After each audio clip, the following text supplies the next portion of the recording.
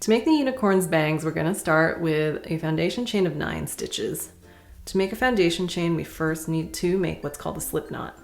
So hold your yarn, put it down so it's flat on a surface in a horizontal line, where the yarn tail is off to the right. Grab onto the yarn tail and then loop it once over the rest of the yarn. Then grab the right side of that loop you just made and then fold that loop over the main part of the yarn again, so that the main piece of yarn that's connected to the yarn ball is in the middle of this loop. Grab onto that main piece, pull on the yarn tail until a knot forms, and then if you are right-handed, you want that knot to be to the left of your hook, and if you're left-handed, you want that knot to be the right of your hook. Then to make this loop smaller, you're going to pull on the yarn connected to the yarn ball until the knot is pretty close to your hook. You want to leave a little bit of a gap so that it's easy for you to take the entire hook out of that loop. So to make a chain stitch, you hold your yarn like you normally do, and then you have your working yarn behind your hook. Tip of your hook should be facing you. Then you do a yarn over and pull that yarn through the loop on your hook. Now you're going to want to adjust the fingers of your yarn hand to grab your piece as close as possible to the hook to minimize the chance that the chain that you're making will twist around, and it's going to make it just easier for you to control and move your hook like you need to. So we're going to do another chain stitch. So yarn over, pull it through the loop on your hook. Now that's chain stitch number 2. And I'm going to readjust my yarn hand again so that I'm holding onto the piece as close as possible to the hook. Chain stitch number 3, chain stitch number 4, 5, 6, 7, 8, and 9. Great. Just double check that you actually have 9 V's by the end of this. If you do, excellent. If you don't, make some more until you get there. Now, we were crocheting stitches this way. Now we need to crochet into the V's that we just made. And we want to crochet a single crochet stitch, not in the V that the loop on the hook traces back into, but into the V next to it. So we're actually going to split the V, the 2 sides of the V. And you want to make sure you split it real cleanly so that it looks like there's only 2 loops on your hook. You don't want to catch, there's like a back piece of yarn here. You don't want to catch that. You only want to catch 1 strand of yarn. So now we're going to do a single crochet stitch like we normally do, which means you yarn over, pull that yarn through the hole that your hook just went through. So you're left with 2 loops on the hook. Yarn over again, pull that yarn through both loops on the hook. Then we're going to repeat that 7 more times. So we're going to make a single crochet stitch in every available V down the chain.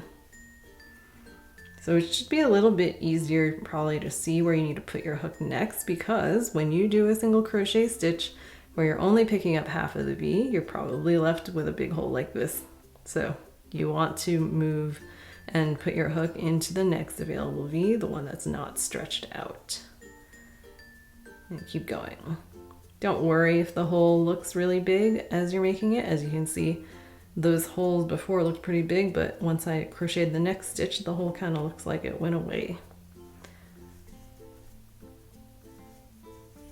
So once you make a total of 8 single crochet stitches for row 2, we've now made the base of the bangs, and we're going to work on making the fringe part of the bangs.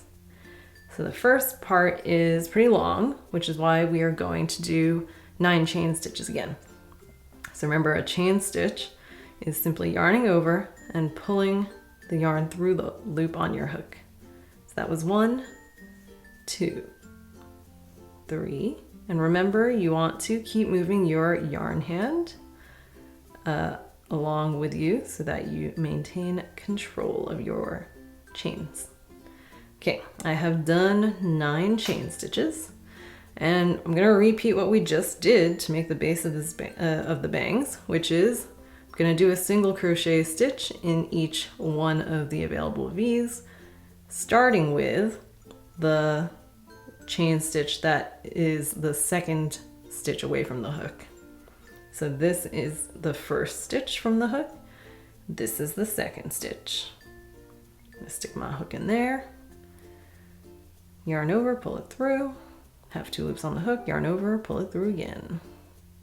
That was single crochet stitch number 1, 2, 3, 4, 5, 6, 7, 8. Excelente. Okay, so to make the second bang, we are going to repeat that, but we're gonna make a shorter chain. At this point too, we gotta figure out where do we put our hook next. We worked down that entire new chain. And if you look at your piece, you can see that the last stitch I made kind of split this V open. And that split V traces back into this other V. So the pattern actually says to skip that stitch and move on to the one next to it. And we're gonna do a slip stitch. So since we're no longer working with a chain at this point, we've crocheted single crochet stitches in it, we're going back to sticking the hook under the entire V. So we're back to looking like we've got 3 loops on the hook before we start doing the next stitch, which is a slip stitch this time. So a slip stitch is a yarn over, and then you bring that yarn through all the loops that were on the hook. We're gonna do a second slip stitch in the next V. So you might have to rotate your piece a little bit to see that V. You want to be looking essentially at the rim. That's the second slip stitch. Now we're going to do 4 chain stitches. And then 3 single crochet stitches, starting from the chain that is the second chain from the hook.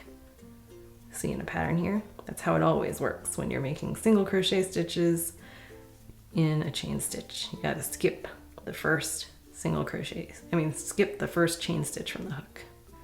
Okay, so that is the first of the short bangs. We need to make a total of 4. So we're gonna do a slip stitch in the next available V. So I can see from the tugging method that I just did that chain in this hole, so I need to move on to the one after that and do a slip stitch there.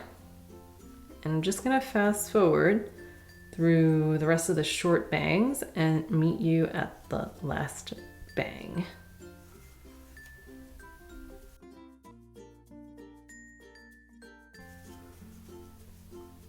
So I've made 4 of the short bangs, and now I need to make the last long bang.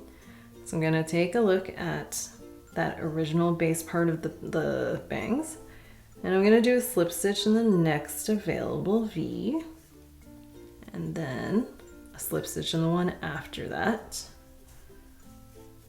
And I should reach the end of the base of the bangs at that point. And now, before I move on, I'm going to grab a stitch marker, doesn't matter what color. I just want to mark that last slip stitch. It's going to make my life a little bit easier later on. So I'm going to look for the V that the loop on my hook traces back into and put a stitch marker under there. Now I'm going to chain 9.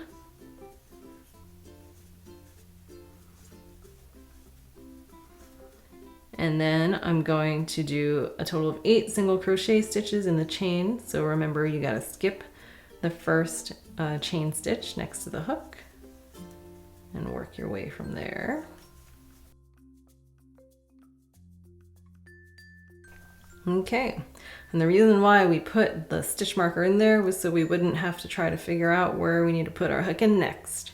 We want to do a slip stitch in the same hole that the stitch marker is currently in. So, like so.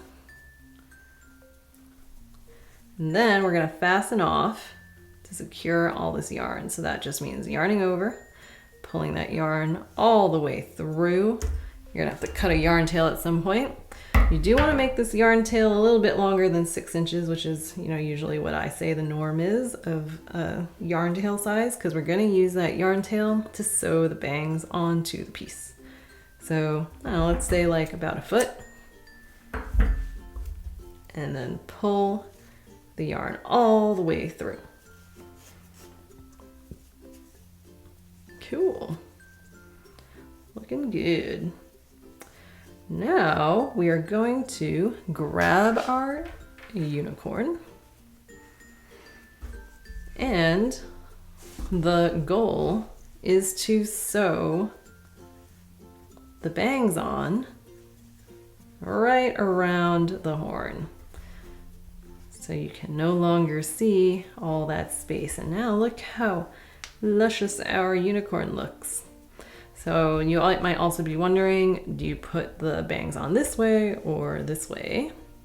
I personally like it when the tips of the bangs are curling up, so I like to have it this way. And we're going to use the longer yarn tail first to sew this on. And we're going to use a slightly different technique to sew this on. This is the technique you use when you want to sew a flat piece, like these bangs, to another piece. So same principle though, that we're always trying to match up the holes that we stick the needle in on both sides.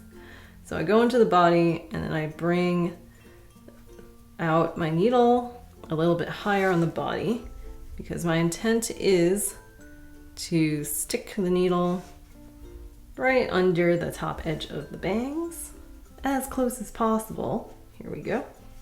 And then I'm going to move at least 1 stitch over, about 1 stitch over, and then go through the body at the matching point, and then just bring my needle out the body 1 stitch over again.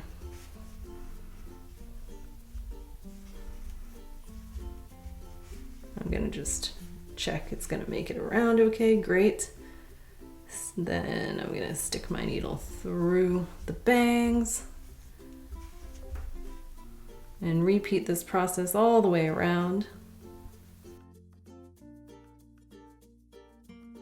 Okay, so I have attached the base of the bangs to the top of the unicorn, but maybe you might want to secure even more of the bangs down. I'm gonna do that just because I don't like how much it tilts up, but it's all just personal preference.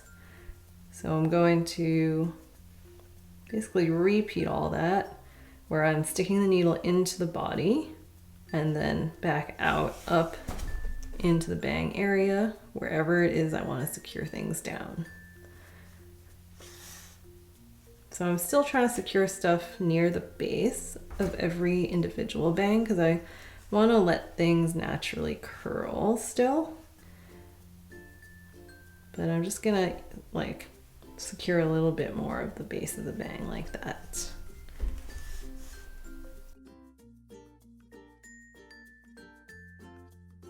I'm gonna even secure some of the long bang down.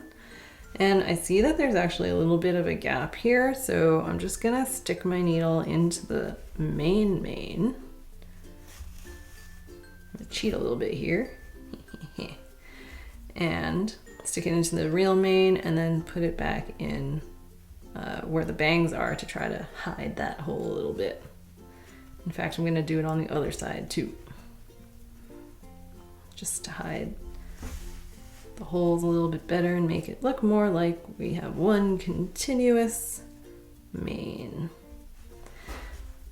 And I think that's going to be my last stitch, so I'm going to do the regular hiding yarn tail technique of sticking my needle all the way through the piece. And again, since I've got a long yarn tail. Awesome. And I'm gonna also hide the other yarn tail, the short yarn tail.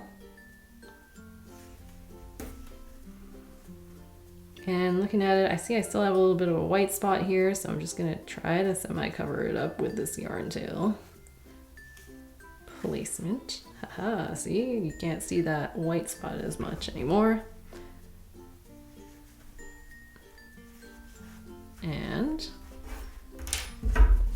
to finish, I'm gonna cut the yarn tail as close as possible to the piece.